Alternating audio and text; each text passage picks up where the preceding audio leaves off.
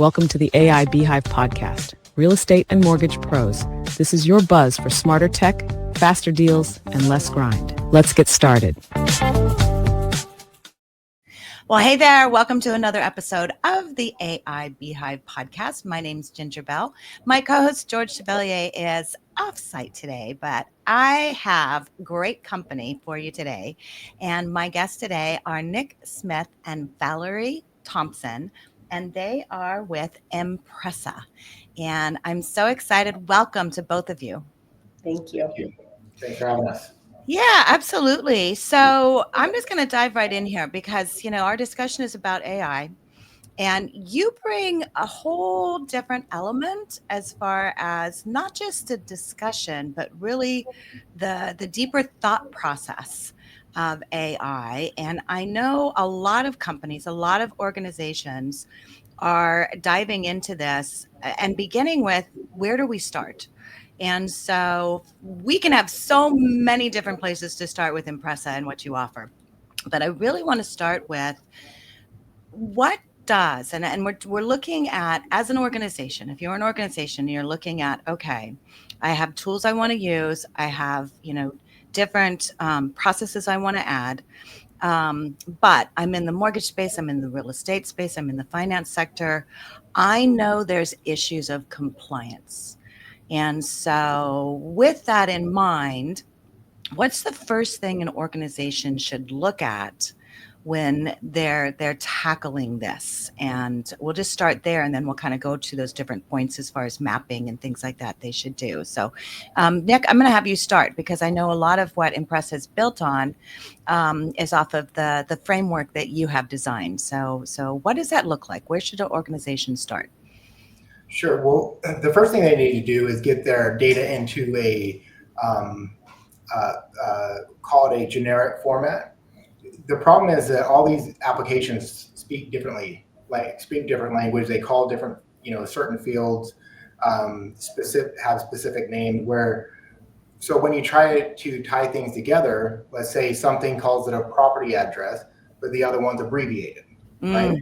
Yeah. It's not going to pick it up. And so the first thing you need to do is get your house in order as far as data is concerned, and that's part of what we do. Very good.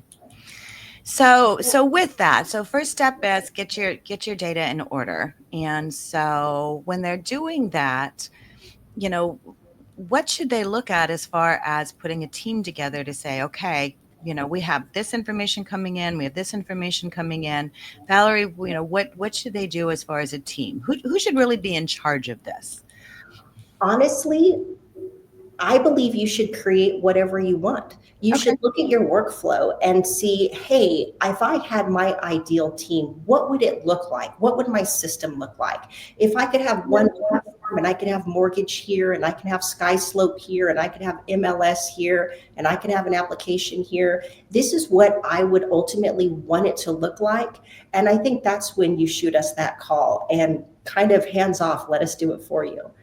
It's one of those things that there's going to be different levels of compliance on each side of it. And that's what we do, is handle it on the back end for you. Okay, so let's dive in there, because obviously we want to talk about Impresa and the solutions you offer. So beginning with, and let's, we have really two different audiences. We have the mortgage space, and then we have the real estate space, and although the two intersect a lot, it's really two different things. So let's start with the real estate space, because I know you're working a lot in there right now. Mm-hmm. So what can Impresa do for an organization? For real estate, we have two different, as a broker or as a title office, we have two different ways that we operate. But let's just, we can start with the brokers if you like. So as a broker, if you were looking at, hey, I really need a solution for my team, I really want it all in one place, and I would like to design something that really makes it easy for my agents. For my, SkySlope, I want to be able to shoot it off to your title officer. I want one button on my SkySlope. I'm really tired of my transaction coordinator missing all of these little things that should go straight to title. What we do is we design it all for you. so that it can just go straight off to title as soon as it's executed. If you're at a broker and you say, hey, this is my platform, this is where I want to keep all my documents, and I want all my agents to just be in one place, but I also want to see what all my agents are doing, but I don't want everybody to see everything at the same time.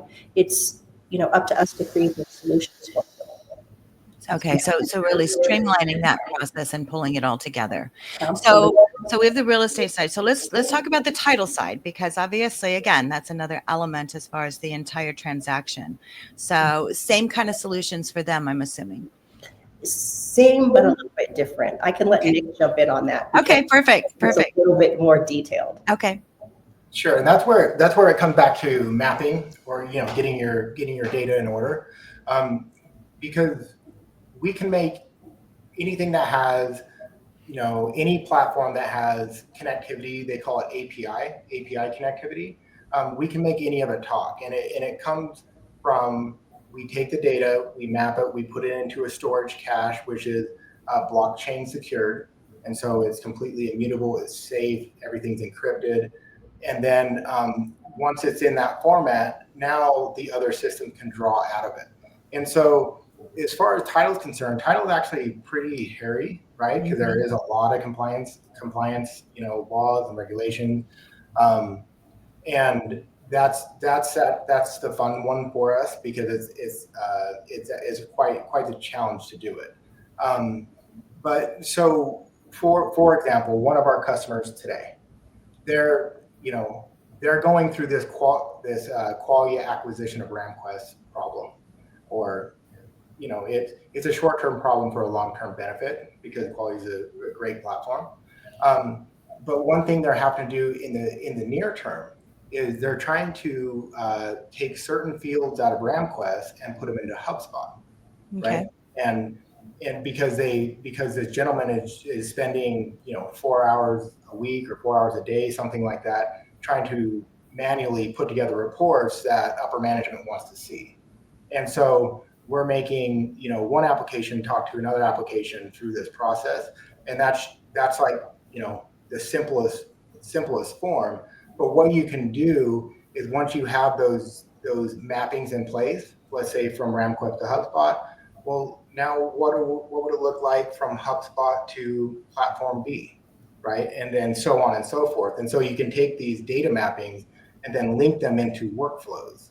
So one event on one platform would trigger a multitude of other platforms to speak and communicate. Well, and the API integration is definitely a challenge. And you had a word you used, which is blockchain. And I think a lot of people don't understand. Most people are starting out with AI, and their introduction is to ChatGPT. Right. And so, obviously they put something into ChatGPT, and we always caution it's an open forum. And so you can't just put anything in there. And so having that blockchain technology behind it, that adds that layer of compliance. So dive in, for those who don't know, kind of dive into that a little bit, and why that's so important in terms of compliance. Well, so blockchain creates an immutable ledger. That's essentially what it does, right? The issue with blockchain, though, is if you don't pre-treat the data through encryption or some other means of security verification, then it can be exposed. And I've heard other talk tracks to where, once it's on blockchain, it's you're good. That's not necessarily true, because the benefit of blockchain is a transparent, immutable ledger. However, so you have to, when you're importing the data, you have to treat it a certain way. And we have an encryption policy that actually exceeds military standards. Wow. And so then that encrypted data is what goes on blockchain. So when you retrieve it, so if someone hacks into it, they can't see. There's no way for them to get at the data that is secured without, we have rotating encryption keys and all kinds of processes to pull it back out. You are the only one. And then we give organizations the ability, say I'm the president and I want to see everything. I want to be able to have let's say the auditors see everything as well, but my underwriter only needs to see certain things, or the agent, or whoever, right? The title rep, whoever it is. you're able to control who has access to what, and it all comes from a single point of truth. So one document, and you're able to open up certain fields to certain people so they can see what needs to happen for them. And that is always the issue, as far as not just the mapping, but who has the ability to actually view that is important. Security, and especially in title, because I know that's always a concern right now in terms of any kind of hacking and having that encryption, because there are so many different individuals involved in that end process. So having that provides that security, which is absolutely stellar. Right. And so where we embed AI in that, and so think of that as kind of just a pool of data, right? Then we have a couple of different AI models that really good at tracking and mapping data. And then another one that's all it does is secure. Its whole job is security. And so, those, the memory of those AI models are not public facing, right? And Gotcha. all that stuff is encrypted. And so that's what takes, to that last lady that you had on, Alex. She brought up, a couple of things about security. The attorney. Yes. Right, yes. right. And so that's how we do it. So we have a couple of core models, and then now, so all of your client data, all the personal information is secure. And then, then we can layer on various other types of AI on top of that, as long as that first step is taken. And that's so important because, we're just diving into what the ramifications are, what the legal aspect of it. And Alex, who is an attorney, and that's one of the things I love about our podcast is we are able to have discussions about all these different things. And that's really what it is, hey, you need to think about this, because we're starting to see even states putting some requirements in, and especially on the mortgage side when they're doing their exams. And so being able to say, okay, we don't know what the requirements are right now legally, but we do know, because we've all been in the industry long enough, that there are certain things and different regulations, which Alex spoke about, that we need to adhere to. AI or no AI, it is our responsibility to do that. So when you're looking at Impresa, and I know, Valerie, you were instrumental in getting Impresa started, and Nick, basing it off of your background. So what gave you this idea, Valerie, to put together Impresa? I think it was just kind of energy between both of us. And honestly, it comes from points. Like, all technology, all creation comes from pain points. And just, personally being a real estate agent, finding all these pain points in this business, or this frustration with, I wish this was more automated. My TC missed this, or as a real estate agent, having 100 different tabs open all the time on, and saying, I need an MLS here. I need Sky. I need this. I need this. I need this. And we're going through all these things, and, using chat, using all these different ideas, and, going back and forth, like, okay, hey, I used chat to write a description, but was it a HIPAA compliant description? Was it this? And having to remember all of these different things when, thinking it could be so easy. It really could be. And it's just kind of became, how do we make this easier? How do we make this easier? And saying, we have all the technology in the world in front of us. We're at this great pivot point. Why not? Why not right now?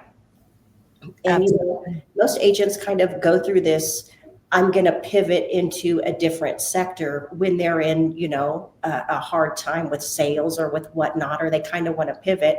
And I kind of pivoted in an interesting time where I wasn't slow. So this was an undertaking.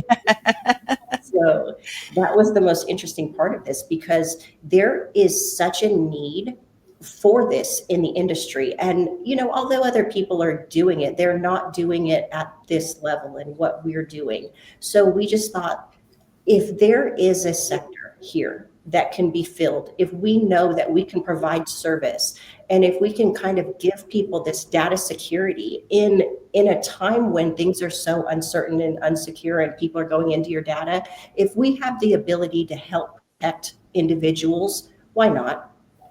Absolutely. I love it. So Nick, I know a lot of what you've done in the past has been around technology. So where do you see AI going in terms of the future and compliance? Ooh, good question. I think it's one of the most disruptive things we've ever seen. And, so I'm an architect by trade, and then I wanted to fix pain points with blockchain. And that was I was working on that pre AI, the way we know it today. Right. And then once that started becoming mainstream, it became obvious. It's like, okay, this is how we cut out workflows. This is how you really trim things down. And so I think that the future of it is probably not as scary as people think. It's going to be tough to wrangle, but it's also,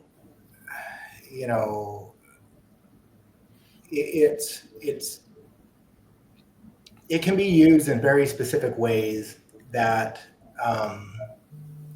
will free people up to get back to what it means to be human. Put it that way. Interesting. Okay. Yes. Like with architecture, once fully, because that's right where I come from. I mean, we'll be able to cut out 75% of the architect workflow. Right. And what do you do all that extra time? Well, guess what? Now you get to go to your kids' ball games. Now you get to actually enjoy dinner instead of thinking about work. Yeah. I think it would be the same for agents and everybody involved. There is going to be a disruption, obviously. There already is.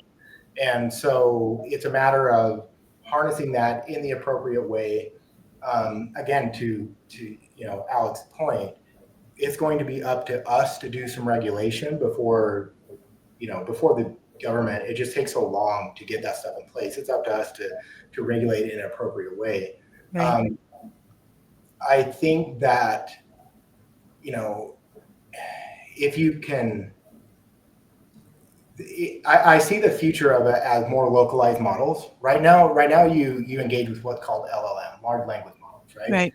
There's huge, massive data centers that are causing all kinds of environmental issues. Yeah. Whereas localized models, something that can run on my machine right here, now, first of all, it's more personal to me. It knows me. It's the best virtual assistant I ever had. And it's drawing the power that's off my location. It's not drawing off power that's wiping out cities. Yeah. Right? And so I see it. It's kind of like more like casting a net over the earth, other than having all these huge hotspots, right? And so that's where I see it going. And I think the governance of it and the keeping it safe and all that kind of stuff is really going to be about making it personalized. And that's what's considered Web 4. Web 4 is when you integrate technologies, really become closer to one with it. And in order to do that, you have to, you have to own it. You have to own the everything behind it, and just have it very, very personalized, hosted on your own machine. Yeah. Wow. Absolutely. Thank you for that. All of those different things. I mean, you hit on the compliance, the environmental issues, just the time to be able to get your time back. So many benefits, so many concerns, and then the future of it too, and what that looks like, because we haven't even started diving into that as far as the environmental aspect of it. And it's an interesting time. I've been blessed to be on this earth for a long time. I have seen many, many changes, as we all have. And, you look back to, the internet and how it's changed so many things. When the internet really first came on board, I was a corporate trainer at Dale Carnegie Training at the time. And everyone was terrified, saying, oh my gosh, there's going to be no more salespeople around. All the sales are going to be on the internet. It's like, no, hasn't happened. We still need salespeople. Same on the real estate side. In fact, even more so. And I think that's what a lot of people miss is there will be changes. 75% as far as the work in just architecture alone, you're talking about, that's a huge amount. But what it does is free up more time. It also creates more creativity. And so being able to have that. So I think we'll be able to really start becoming more creative and more personal. And that's important. And so having that is critical. So to your point, real quick, but to your point of the internet was a convergence of technologies. That wasn't a one-off event. That's what we're experiencing right now, and that's what the Impresa package has is merging all these technologies in together to simply make your life better. And it's not to put you out of business. It's to improve your workflow. Yeah, absolutely. And as we go along, there probably will be certain, job functions, if you will, that will be replaced, enhanced, changed. And so being able to adapt, being able to learn, it's important to be able to learn and to understand these things and then how they go into your business. So, Valerie, I'm going to focus on, because I love the fact that you're so involved with the real estate and the title. Mm-hmm. So, let's bring in the mortgage side of that as well, because those are the three aspects, obviously, as far as a transaction. So in order for a house to sell, it has to have those three components. So I'm assuming because you can do that on the title and the real estate side, that you also have the future of being able to map these things out on the mortgage side as well. Is that correct? Absolutely. And, same beast, different name. It's just how this works. And, you touched on, creativity and, leaving time. And even, we'll hit it on the mortgage industry, for example. Let's look at from a mortgage broker. If they had access to all these different reports and, as we say, mapping or these integrations, they can actually look at, hey, let me pull some reports really quick that maybe I never thought about pulling before. Where are my closed deals from? Where did I lose deals from? And once you start having all this data in front of you, you can look at, hey, where are my top sources? Where is my highest income producing activities? And things that we had to map out before in the old days, like count our deals. How many did I do? What was my production? What cities was I focused on? When we look through this stuff, even on a grand scale as a company, I can say, hey, where are my advertising dollars spent best at? And we can ask it questions. We can take that data. We can put it in AI. If I had to build a plan for the next 12 months, and this is my current data, if I need to increase my company's revenue, what would that look like and how would I do that? And it just leaves us open for so many different things with the simple thing of let's track that data. Let's map that data. And mortgage industries, you're going to love that because it's all in front of you. Easy. Well, and the data is king, and on the mortgage side, when the NMLS was created through the SAFE Act, and we started having unique identifier numbers, which is now recorded. So now we can actually track that information. And so having that data is great, but what do you do with it? And I think that is what you said is critical, because if you don't know what it is, or, what your strengths are. I did a series at the beginning of the year with a client that was on business building. And one of the things is, who's your ideal client? Yes. And if you don't know what your ideal client has been, then how are you going to continue to market with them? And if you're doing any kind of geofencing or Facebook ads or things like that. So being able to map all of those out in a concise way. And what I love about what you have is make it available to those people that need that critical information, not necessarily all the information, but the critical information. Absolutely. So very good. And everybody's ideal client is very, very different. Just like a real estate agent, look at all our mortgage officers. They have different programs that they're knowledgeable about. Yep. One could have 10 programs, another could have ITTN programs. And everything at the end of the day all comes down to compliance. And, we even sharpen your skills. Hey, did you get out these in time? Did you shoot these in time? Are you TRID compliant? Did this go to this buyer in time? And just making sure we can automate all those flows for you. Did you send it out all three ways? Was it snail mail? Was it this? Was it that? Let's just automate that for you so that you never fall out of compliance. And that's the beautiful thing.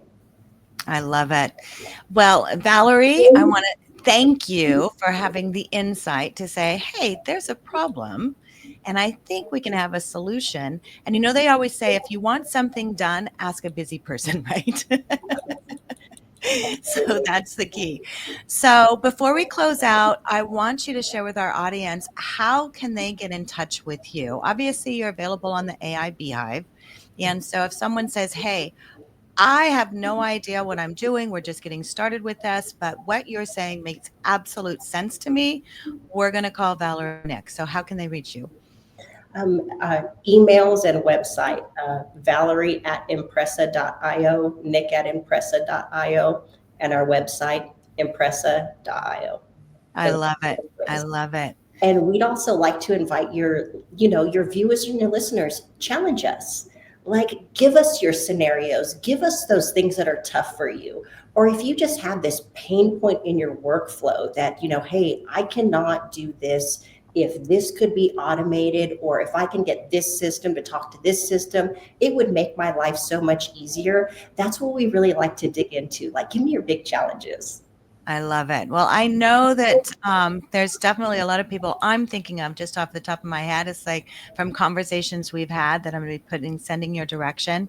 So I want to thank you. And that's the thing I love about this. It's like you're thinking outside the box, and you're challenging people to say, hey, what are the problems? And that is so refreshing because, as we're seeing some of the technology, it's like, this is what it is, and this is where it fits. But you're saying, hey, what's the problem? We can create a solution. And so I thank you for that, because that's how we're going to make our world better, and more compliant and more creative, and all those things that we want it to be as well. Thank you. Thank you. Okay, great. So you guys, thank you so much for listening to the AI Beehive podcast. If you're looking for any AI tools, you can find it at our directory, including the great solutions that we have available on Impresa. So make sure and check us out at aibeehive.com. Follow our podcast at AI Beehive Podcast, and we'll see you on the next episode. Nick and Valerie, thank you.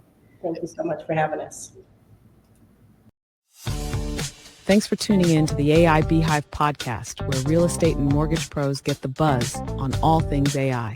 Don't forget to subscribe, share the buzz, and visit www.aibeehive.com to keep building your smarter business. Until next time.